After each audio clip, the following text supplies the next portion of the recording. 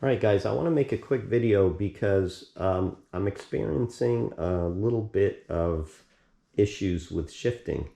And if you've seen my past videos, you know that I changed the fluid, transmission fluid, when I did the clutch.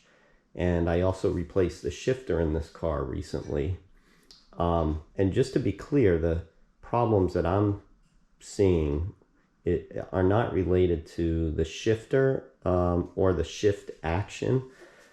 By replacing that shifter, I really improved the shift action of the car. So I'm fine with that. What I'm seeing is a resistance to shifting while under load, especially if I go full throttle and I try to shift up through the gears. I'm getting like a resistance, so it doesn't want to make the shift. That's a weird thing. I never had that issue before I made a couple of these changes. I'm also, especially in the higher gears, I'm also experiencing like I can feel the synchros occasionally when I make a shift. So as I'm making the shift, I can kind of feel there's still like the synchro is still spinning, and then the engagement goes through. And I think part of the reason why I might feel that, maybe somebody else might not, is because somebody might shift a little faster than me. I tend to, if I'm not pushing the car, I tend to be pretty gentle with the car. So shifting is deliberate and, probably slower and gentle. And when you do that, I think you can feel that synchro action before the engagement. But to be clear, I didn't feel any of these before these changes. So I think it's one or the other. And honestly, I kind of think that it's the fluid. If you were with me with that video, I use Motul Gear 300. And I've seen it out on the web. People have had good things to say about it.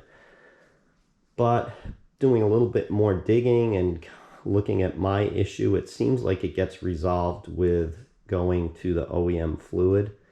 The OEM fluid's pretty expensive, so I didn't want to go that route, but I'm now at that point where I'm going to do it. I do have the oil, it just came in.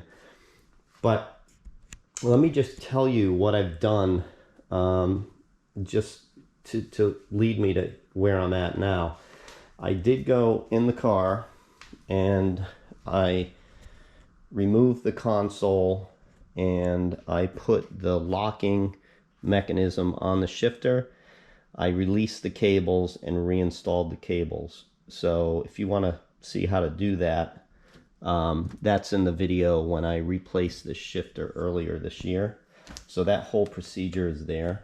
But I did it again because I wanted to be clear. If anything, maybe if the new shifter has kind of changed over time, or maybe a little bit of initial wear might have misaligned the cables, I wanted to realign.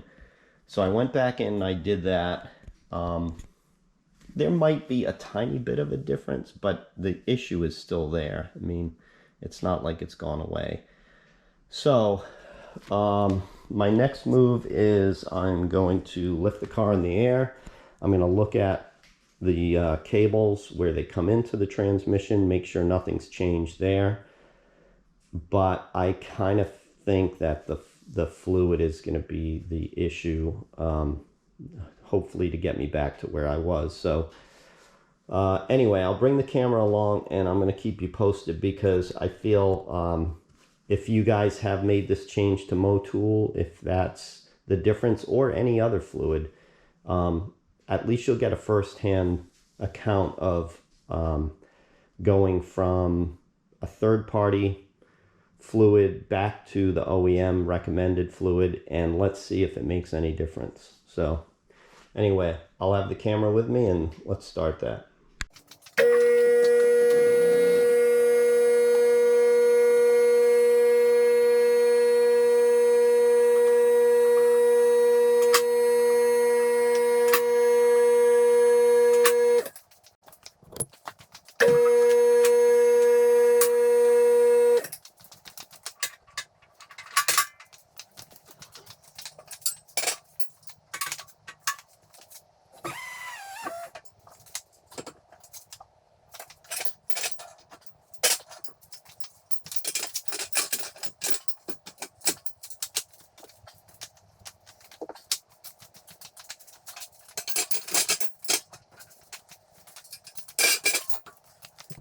All right, before we drain the oil, let's make sure that we've got the proper replacement oil. Otherwise, the car is going to be up in the air.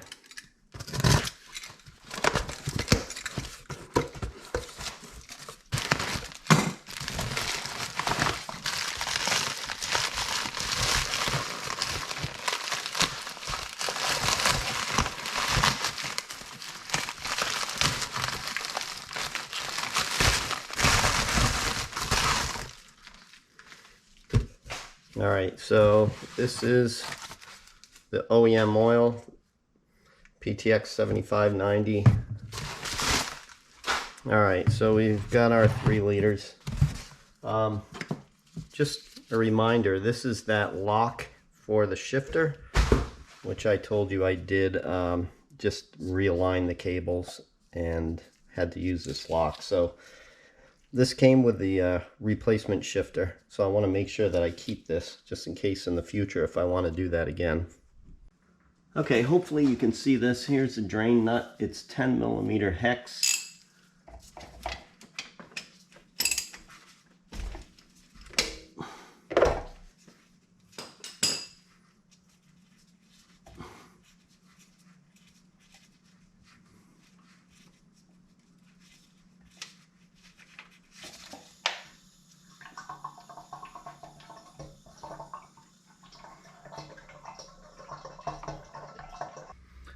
Okay, I've got the fill cap off, got the drain plug out, and I'm just going to leave this overnight, let it drain, because I'm in no rush to do this, and I want to make sure I try to get all the fluid out.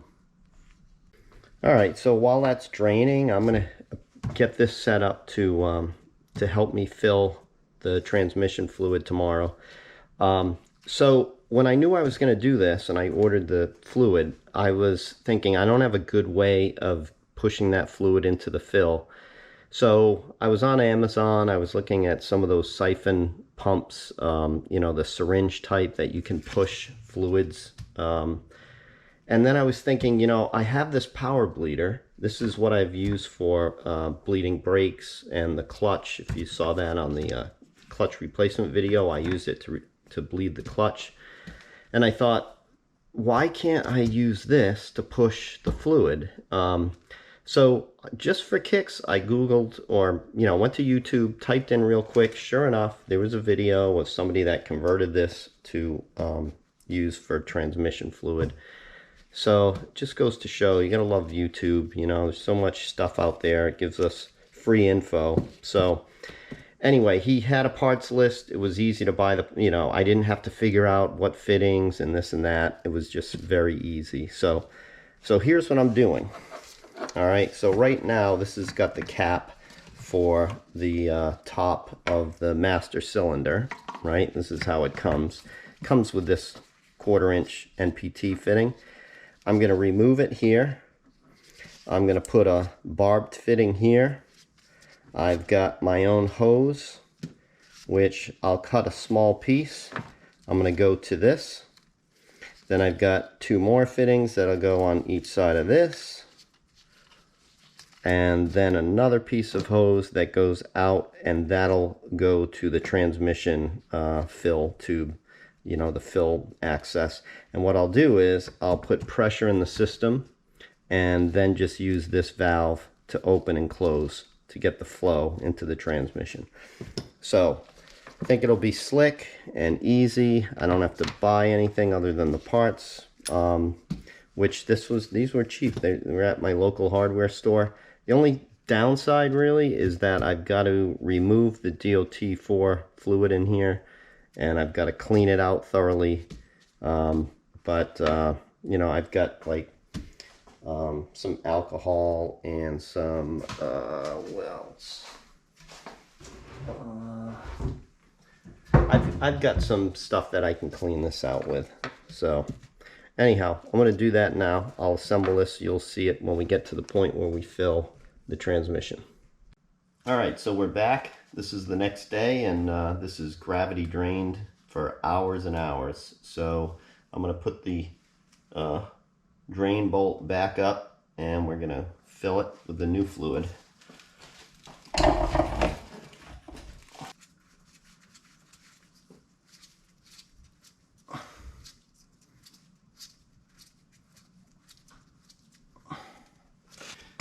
Alright, the torque spec on this bolt is 18 foot-pounds.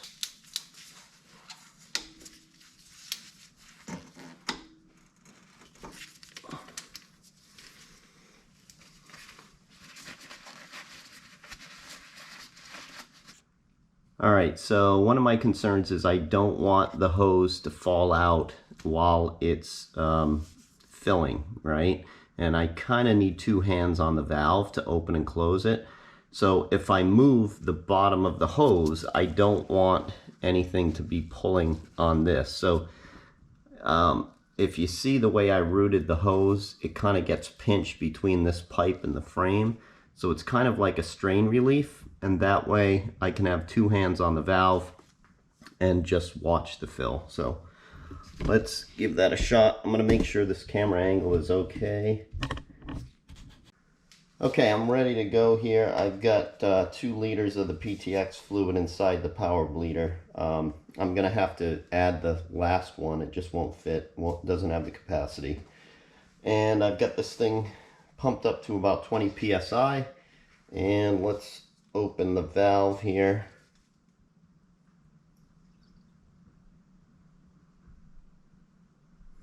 And what I'll do is, again, we're looking for about 2.7 liters total. And so it's going to take all of this. And then when we put the third one in, I'll let that fill until we start to get an overflow. Once we start to get an overflow at the fill area here, then we can put the nut back on.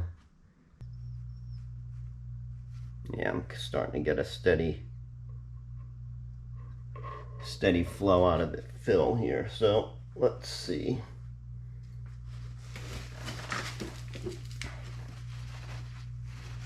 You can see that dripping.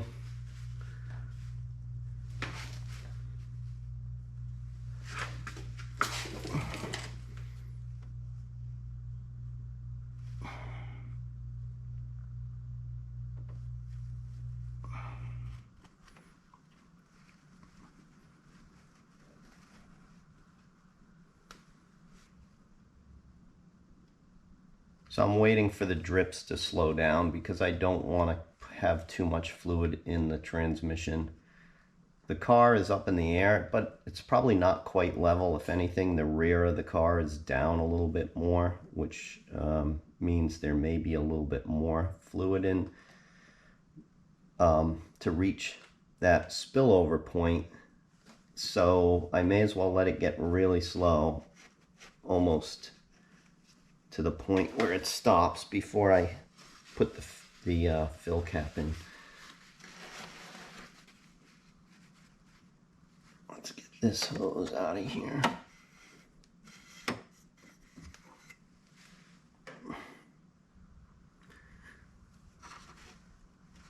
All right, I think the drips have slowed down enough. I'm going to put the cap on here.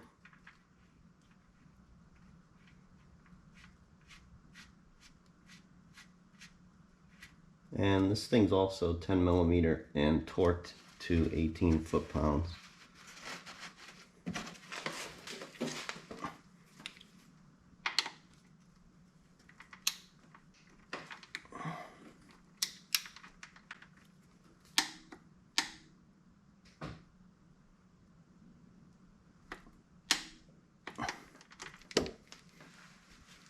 All right, guys, that's it.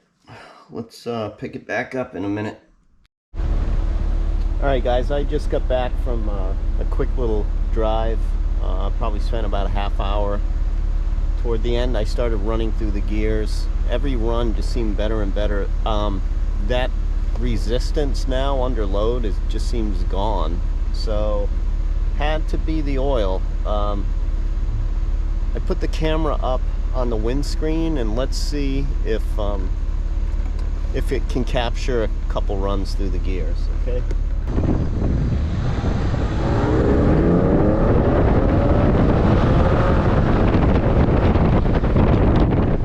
Let's see if we can do another one.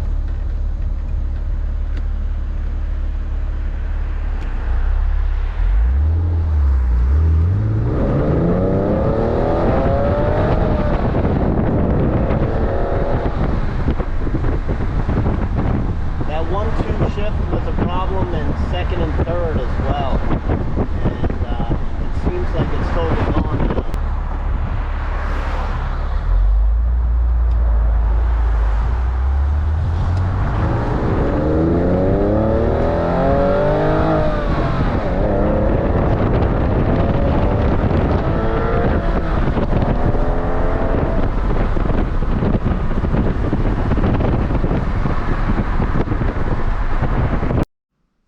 All right, so I'm back from the second ride. Both times, it's just been fine.